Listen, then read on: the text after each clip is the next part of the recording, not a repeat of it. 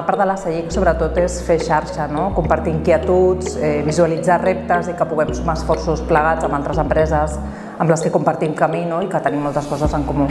La CEIC ens ajuda molt amb la interlocució amb les administracions pel que fa sobretot a contractació pública, no? Que són esquemes que de vegades ens costa a les pimes d'entendre, no? I per tant és com un aprenentatge, no? Una forma d'interlocutar amb les administracions que aporta molt de valor.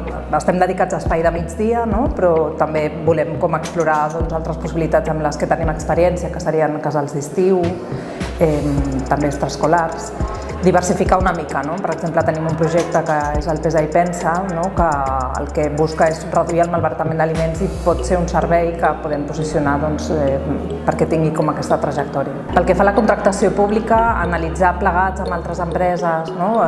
El que serien els plecs i detectar que de vegades no estan tan ben fets com voldríem, no?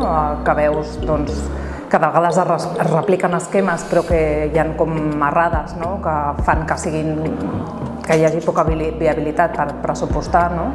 I que puguem compartir-ho, no?